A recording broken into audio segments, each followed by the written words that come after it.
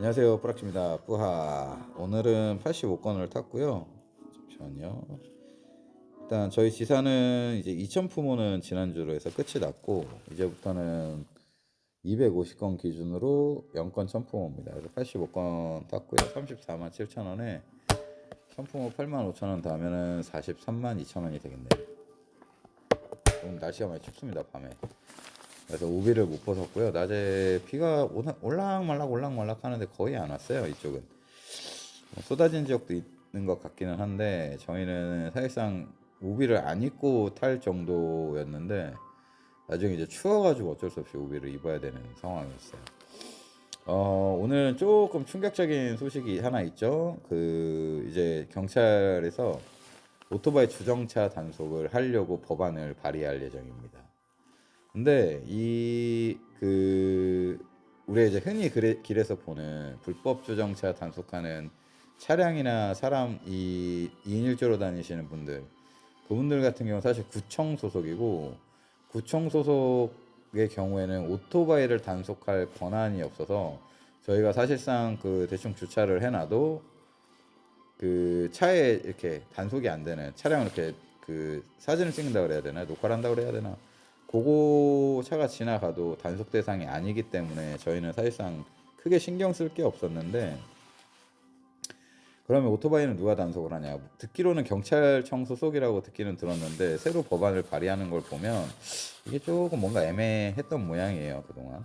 근데 이거를 이제 와서 하는 게 일단 참 어이가 없는 게, 지금 우리나라에 등록된 이륜차가 220만 대라고 합니다. 생각보다 너무 많아갖고 놀랐는데, 뭐 물론 레저용도 있을 것이고 킥 하시는 분들도 있을 것이고 동네 마실용 뭐 이런 것까지 다 합쳐가지고 220만 대가 등록되어 있는데, 지금 전국의 오토바이 전용 주차장, 아마 아파트 사유지에 등록되어 있는 거는 뺀 것 같고, 공용 주차장에 있는 거는 1400짜리, 1450짜리 요 정도밖에 안 된대요. 그러니까 실제로 없다고 보는 게 220만 대에 비해서 1000몇백짜리면은 없다고 보는 도 무방한 수준이죠. 그런데 지금 불법 주정차 단속을 뭐 일반 구역에는 3만 원, 뭐 스쿨존에는 얼마, 뭐 장애인 구역, 장애인 주차 구역에는 얼마, 뭐 이런 식으로 뭐 그런 대충 가이드라인까지 어느 정도 세우는 모양이더라고요. 근데 진짜 너무 좀 억울한 게 뭐냐면, 방금 말씀드린 것처럼 대부분 공영주차장에는 오토바이 전용 자리가 없어요. 하물며 일반 사유지 건물들에는 더더욱 없죠. 오토바이 전용 주차 공간이 있는 아파트도 흔하게 볼 수 없을 수준입니다. 그래서 당장 저도 지금 여기는 그냥 이렇게 짜투리 공간 이런 데다 그냥 항상 다른 차들의 주차 흐름을 방해하지 않는 짜투리 공간에다 주차를 하고 있는데, 그런 상황인데 뭐 덜컥 단속부터 한다고 하니까 일단 기분이 매우 별로예요.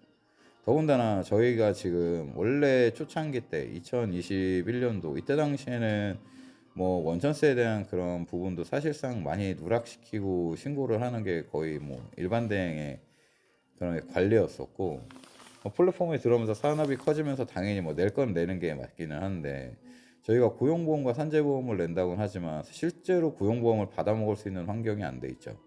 그거 초반에 그거 뭐 부정 수급한다고 그래가지고 뭐 배달 기사들은 거의 못 받게끔 이제 바뀌었어요. 거의 받기가 힘들어졌다고 하더라고요. 그런 상황인데 고용보험을 계속 내고 있고, 뭐 누군가는 뭐 은퇴할 때 받겠지 뭐 이런 얘기를 하는데 아마 그때 돼서도 쉽지 않을 거예요. 왜냐하면 일단 저희는 근로자가 아니기 때문에 뭔가 애매해. 뭔가 애매해. 막 그냥 물고 뜯고 늘어지면은 안 줄 수 있을 것도 같아. 그죠? 뭐 회촉 증명서 발행해서 내면 된다는데 그건 옛날 얘기인 것 같고, 요즘은 아예 배달 기사는 거의 받기가 힘든 걸로 알고 있습니다. 그럼 그게 은퇴한다고 받아지겠냐고. 그러면 실제로 고용보험을 왜 뜯어가는지도 잘 모르겠고, 뭐 의료보험은 지역 가입자죠. 저희 같은 경우는 지역 가입자다 보니까 실제로 뭐 보험 대출 받을 때 크게 도움도 안 되고, 뭐 뜯어갈 건 다 뜯어가는데 실제로 저 같은 경우는 1년에 병원을 한 번 갈까 말까 합니다. 한 번 갈까 말까. 의료보험비는 또 더럽게 많이 갖고 가죠. 더군다나 저희 집 같은 경우는 그 이제 뭔가 이렇게 혜택이 없어요. 혜택이. 예. 고소득자로 분류가 되어 있다 보니까 뭔가 받을 수 있는 혜택도 없는데 뭔가 자꾸 이렇게 압박이 들어옵니다. 해주는 거는 하나도 없는데 자꾸 족쇄를 채우려고 해요. 채우려고. 참 억울해요, 그런 게. 더군다나 우리 그 배달 기사분들이 교통 흐름 방해 안 주려고 최대한 벽에 붙이거나 경우에 따라서는 인도 이렇게 걸쳐 놓는 경우도 많이 봤죠. 어쨌든 피해 안 주려고 최대한 조심히 주차를 하는 게 일반적인데, 아 진짜 왜 저따구로 주차해라고 생각하지, 그런 모습을 보는 경우는 한 달에 한 번 있을까 말까요. 대부분은 다 흐름에 방해를 안 주기 위해서 최대한 그 갓길 선 밖에다가 벽에다가 최대한 붙여서 대거나, 아니면은 진짜 아예 그 살짝 걸쳐가지고 다른 차들이 흐름에 원활하게 갈 수 있게끔 그렇게까지 생각을 하면서 주차를 하는데, 왜 이거를 굳이라는 생각이 듭니다. 오히려 더 족쇄를 채워가지고 상황만 안 좋게 만드는 거예요. 만약에 그렇게 돼버리면은, 저희가 만약 FM대로 주차를 하게 되면 저희도 괴롭겠지만 여기서 파생되는 분명 주차 문제가 또 불거질 겁니다. 왜냐하면 우리나라는 주차가 항상 부족하니까. 만약에 저희가 일반적인 사유지에다가 막 그냥 대충 쑤셔놓고 갔다 와도 거기서 분쟁이 발생할 수 있고요. 누군가는 저희 때문에 주차를 못할 수도 있겠죠. 길가에 있는 공용 주차장들 임시로 이렇게 세우는 거, 저희 같은 경우는 가급적이면 저 같은 경우는 피해서 되거든요.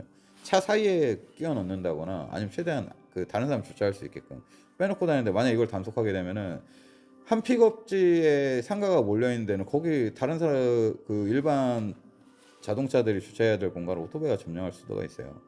오토바이가 계속 들락날락 한다지만은 차 그거 어떻게 계속 기다릴 거야. 오토바이가 한두 대가 있는 게 아닌데. 이런 분명히 부수적인 문제점들이 발생을 할 거고, 이런 부분에 대한 거를 참 진짜 왜 생각을 안 하는지 잘 모르겠습니다. 더군다나 저희가 사회적 물의를 일으킬 만큼 불법 주정차가 이슈가 되지 않잖아요.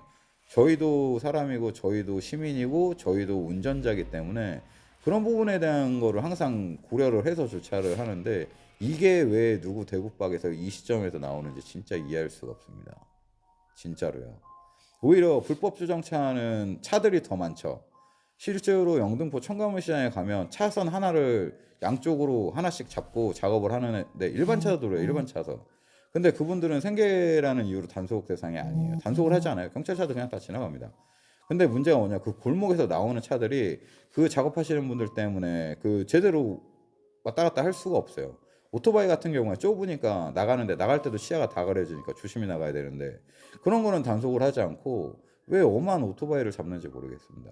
그분들은 생계고 우리는 뭐 노는 거야? 우리는 뭐 양아치야? 우리도 생계고 그분들도 생계죠. 실제로 택배하시는 분들은 이거 단속 그 벌금을 다 내면서 이렇게 주정차를 하고 계신 걸로 알고 있는데, 이, 이 만인 앞에 평등한 법이 왜 이렇게 고무줄처럼 왔다 갔다 하는지 모르겠습니다. 청가물시장 거기는 카메라가 없으니까, 그죠?